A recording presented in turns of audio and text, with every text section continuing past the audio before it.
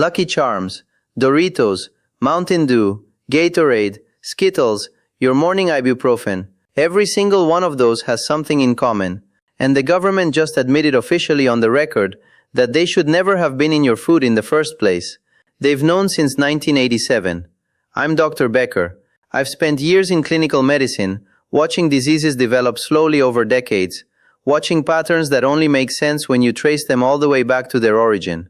What I'm sharing today comes from peer-reviewed research, published in toxicology reports, from a landmark randomized control trial in The Lancet that changed European food law, from a 13-year prospective cohort study tracking over 100,000 adults, and from the FDA's own press releases issued over the past 18 months. As always, this is educational content.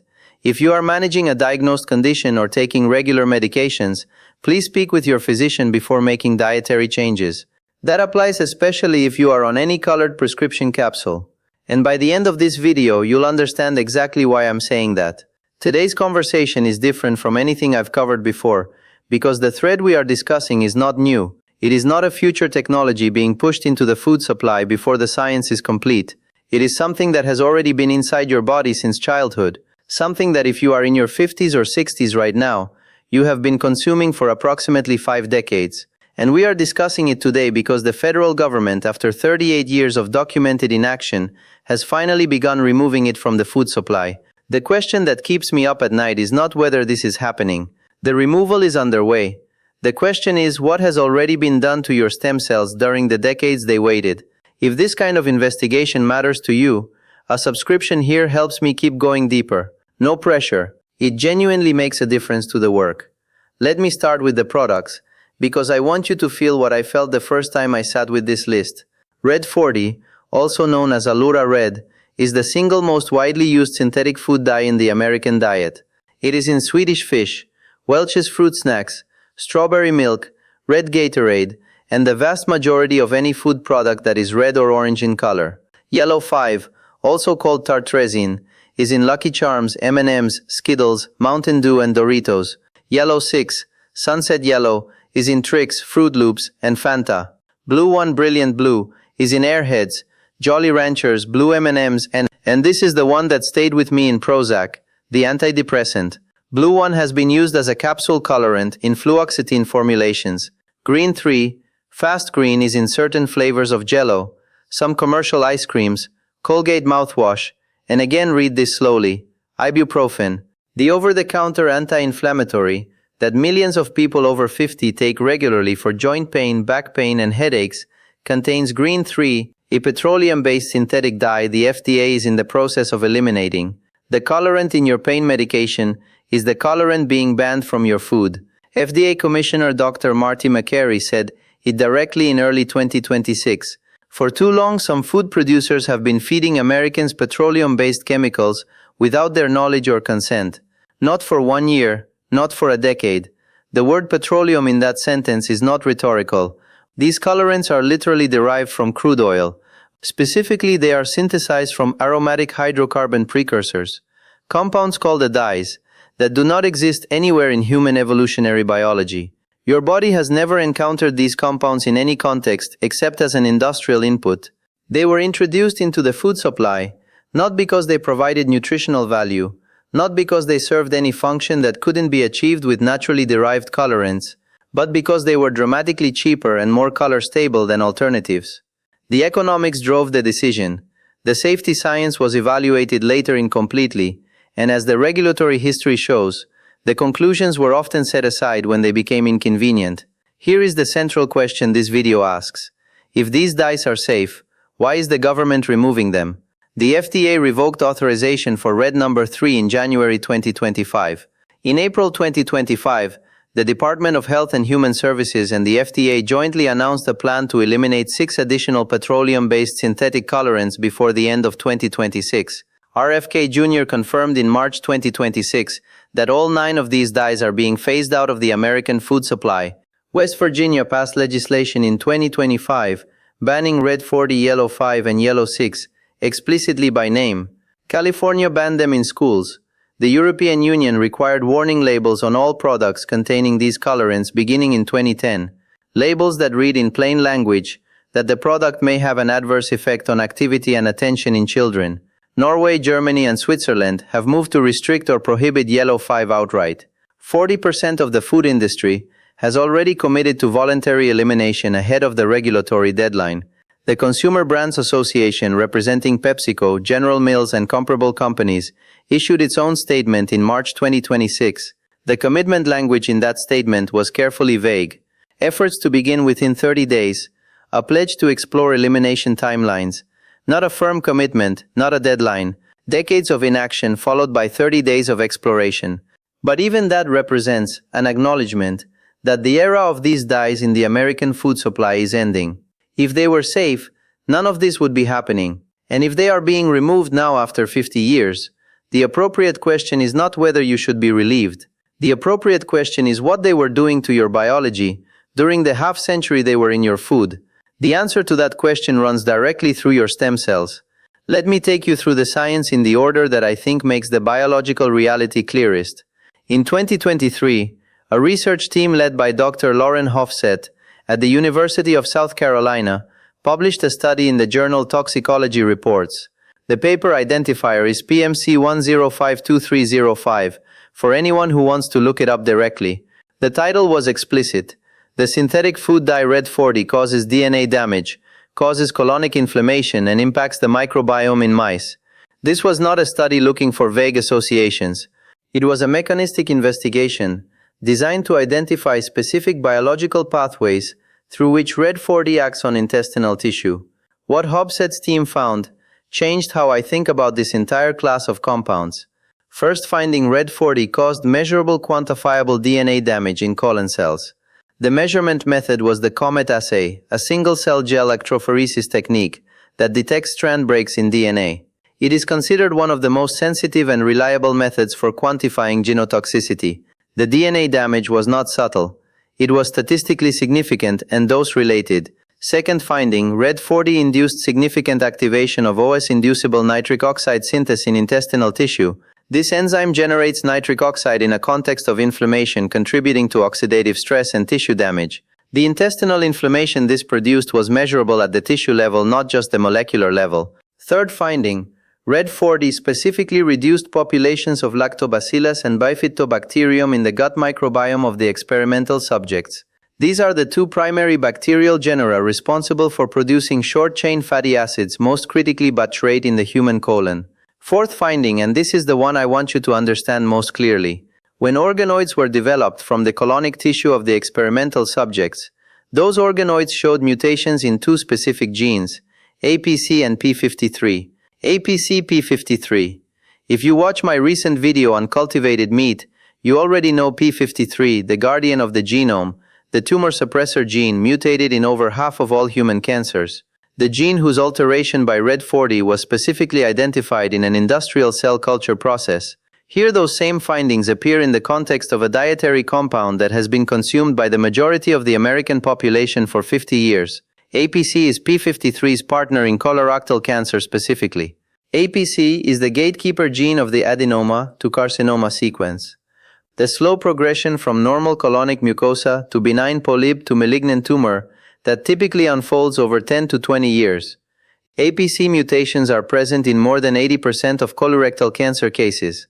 They are the initiating mutation in the vast majority of sporadic colorectal tumors.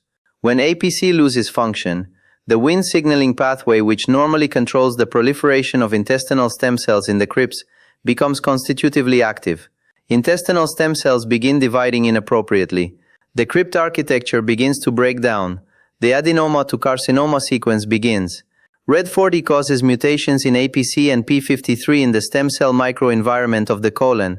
Now place that finding in the context of the population watching this.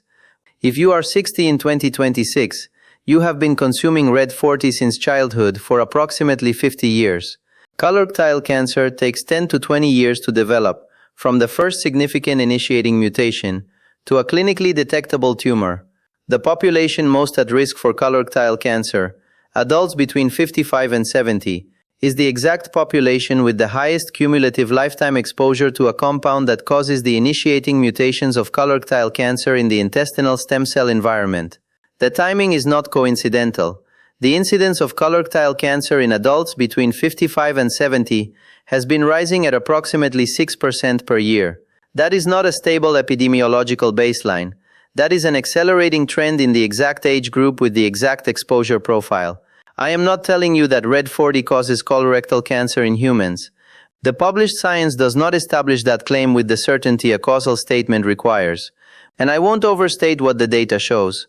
What the published science establishes is a complete mechanistic chain: DNA damage in colon cells, activation of the inflammatory pathway that creates the microenvironment permissive for tumor development, depletion of the microbiome organisms that protect intestinal stem cell DNA, and mutations in the specific genes that initiate colorectal cancer in controlled experimental conditions at doses comparable to human consumption. Whether that chain constitutes proof of causation in a legal or epidemiological sense requires studies that have not been done, and those studies have not been done in part because the regulatory process that should have required them 40 years ago chose not to. For you personally, making a real decision about what you eat, the mechanistic chain is what matters. The second biological mechanism extends the concern beyond the intestinal tract and into the systemic aging process that affects every stem cell population in your body. Your intestinal stem cells, specifically the LGR5 positive crypt-based collometer cells that line the base of each intestinal crypt, are the most actively dividing stem cells in the adult human body under normal physiological conditions. Your entire intestinal lining replaces itself completely approximately every 5 to 7 days. The cellular demand that requires is extraordinary. The LGR5 positive cells in the crypts are dividing almost continuously, generating the progenitor cells that differentiate into every cell type of the intestinal epithelium. This continuous high-frequency division is precisely why these cells are so critical to overall intestinal health, and precisely why they are so vulnerable to accumulated genetic damage. Every round of division is an opportunity for replication errors. The faster cells divide, the faster errors accumulate if the protective machinery is compromised. When Red40 induces inos-mediated inflammation in the intestinal tissue, the inflammatory mediators generated specifically IL-6, TNF-alpha, and reactive nitrogen species do not remain localized to the colon. They enter the systemic circulation. They reach tissues far removed from the intestine, and for someone over 50, this has an importance that goes beyond gut health. Specifically, chronic systemic low-grade inflammation, inflammaging, the term that appears increasingly in the aging research literature, is one of the best characterized mechanisms of accelerated biological aging. It damages stem cell populations across every tissue. Hematopoietic stem cells in bone marrow are sensitive to chronic inflammatory cytokine elevation. Muscle satellite cells, the stem cells responsible for muscle repair and maintenance, are suppressed by chronic TNF-alpha signaling. Neural stem cell function in the hippocampus and other brain regions is measurably impaired by elevated IL-6. When a dietary compound is generating intestinal inflammation that fits into systemic inflammatory load every time it is consumed, multiple times daily across 5 decades, the accumulated contribution to inflammaging across every tissue is not trivial. It is a sustained biological tax paid over 50 years. The third mechanism is the microbiome disruption I described from the HOFSET study, and it matters for a reason that goes beyond what most discussions of gut bacteria address.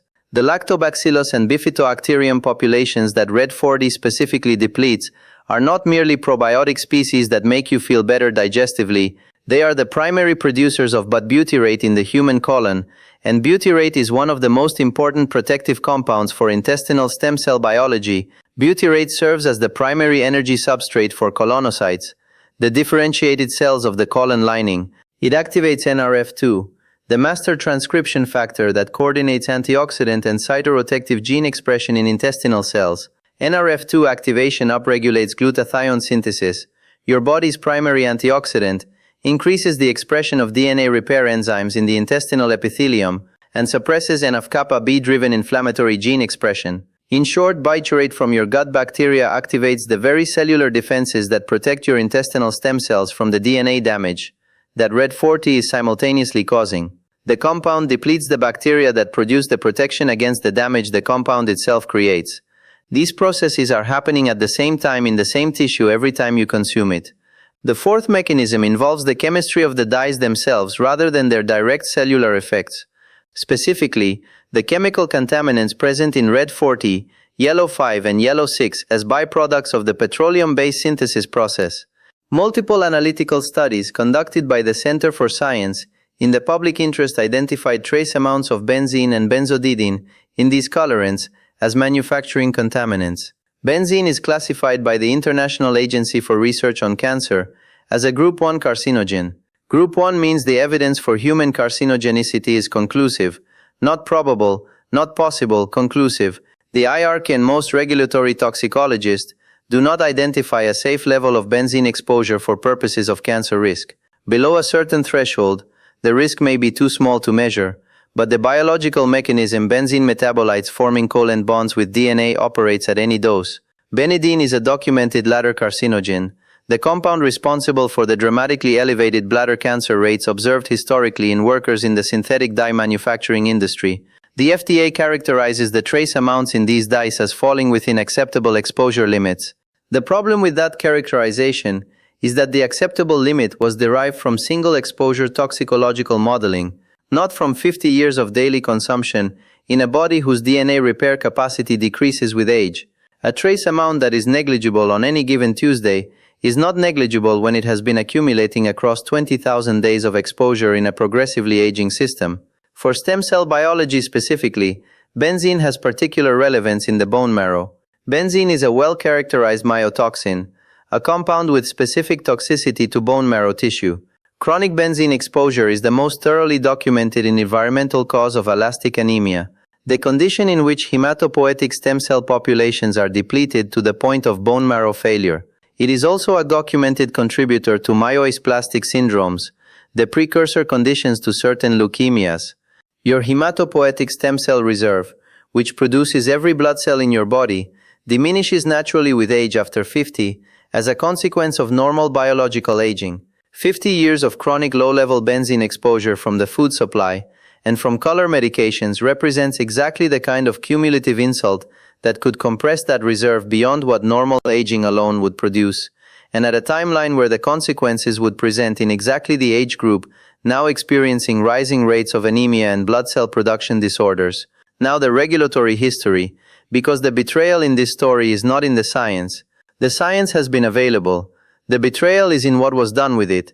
The FDA operates under the Federal Food, Drug and Cosmetics Act, which contains a provision enacted in 1958 called the Delaney Clause. It is not a guideline, it is not a policy framework, it is a statutory mandate with one precise requirement. If a food additive is shown to induce cancer in animals or humans, its authorization must be revoked. No discretion, no cost-benefit balancing. The law is absolute.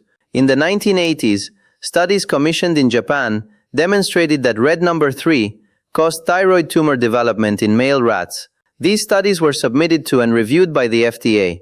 The scientific evidence was evaluated by FDA scientists who concluded that red 3 met the Delaney Clause threshold. The FDA issued a proposed rule in 1987 stating its intent to revoke red 3's authorization in food products.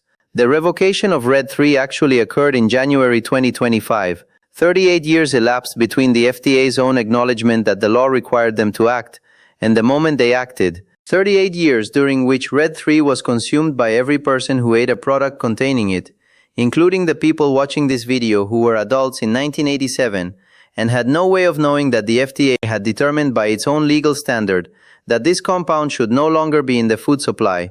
That is the documented record, not allegation, not interpretation. FDA scientists, FDA law, FDA in action for 38 years. The European comparison is instructive in a different way. The 2007 study by Makan and colleagues in The Lancet was a randomized double-blind placebo-controlled trial, the highest level of experimental evidence conducted on more than 300 children, demonstrating that a mixture of synthetic food dyes combined with sodium benzoate produced statistically significant increases in hyperactivity behavior in both 3-year-olds and 8 to 9-year-olds. When the European Food Safety Authority reviewed this trial, they required warning labels on all products containing these colorants within 3 years. The labels read, "May have an adverse effect on activity and attention in children." The FDA convened an advisory committee that reviewed the same study acknowledged the statistical findings, and concluded that mandatory labels were not required. The same evidence, different regulatory outcomes.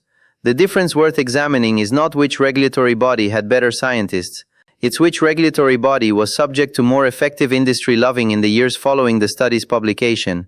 The Nutrinets and test study adds a dimension of human epidemiological evidence to the mechanistic picture. This was a prospective cohort study that followed over 100,000 French adults for 13 years, tracking dietary intake with detailed food questionnaires and monitoring health outcomes longitudinally. Participants with the highest exposure to synthetic food colorants showed higher risk of cancer overall, with specific associations with breast cancer and colorectal cancer in the analysis. The study has an important methodological limitation that its authors acknowledge. It is observational, not experimental. People who consume more synthetic food dyes tend to consume more ultra-processed foods overall, and disentangling the independent contribution of the colorants from the other components of an ultra-processed diet is analytically challenging. But the association in the world's largest prospective study of food color and exposure pointed in the same direction as the mechanistic evidence from Huff's laboratory work. The signals converge. Before I get to the protocol, I want to linger on the timeline of the regulatory failure for a moment, because I think the magnitude of what happened is still not fully appreciated even by people who are aware that Red 3 was recently banned. The Delaney Clause was written into federal law in 1958 because Congress understood that the precautionary principle in cancer prevention requires a bright line, not a balancing test. The clause was a direct response to the inadequacy of a risk-benefit framework for carcinogens, the recognition that when a substance causes cancer in biological systems, no economic benefit to food manufacturers justifies its continued presence in food. It was at its core a statement that certain risks are non-negotiable. The line was drawn, the law was passed. When the Japanese thyroid tumor studies on Red 3 were completed in the early 1980s, and the results were transmitted to the FDA scientists reviewed them using the Delaney standard. The conclusion the review produced was clear enough that the FDA issued a formal proposed rule in 1987. A proposed rule is not a preliminary inquiry. It is a regulatory action that signals an agency's intent to act. It initiates a public comment process with a defined structure. Issuing a proposed rule to revoke Red 3 was the FDA's formal acknowledgement that the evidence met the legal standard requiring revocation. Then nothing happened for 38 years. What occupied those 38 years was not scientific uncertainty. It was regulatory paralysis, driven by the economic interests of food manufacturers, the procedural mechanisms available to delay final rulemaking indefinitely, and an agency culture that treated the inconvenience of industry as a factor that could stretch indefinitely the time between identifying a problem and addressing it. The FDA's budget is partly derived from user fees paid by the industries it regulates. The people who move between industry and regulatory positions maintain relationships that outlast any individual appointment. The proposed rule from 1987 sat in administrative limbo for 38 years, while hundreds of millions of Americans consumed Red 3 in maraschino cherries, in candied fruit, in artificially colored foods, including during those decades foods marketed specifically to children at the highest rates of any demographic. If you are 65 years old today, you were 29 in 1987 when the FDA said they were going to ban Red 3. You are 65 today because they did not. You spend the intervening 38 years as an unacknowledged participant in a continued dietary exposure that the agency had already determined by its own legal standard should have ended. That is not a rhetorical argument. That is the documented administrative record. The urgency of the current moment is specific. The regulatory window is closing, but the biological window is not. Between now and the end of 2026, these colorants will be progressively removed from new products. But a product manufactured today under existing authorization will remain on a shelf for months.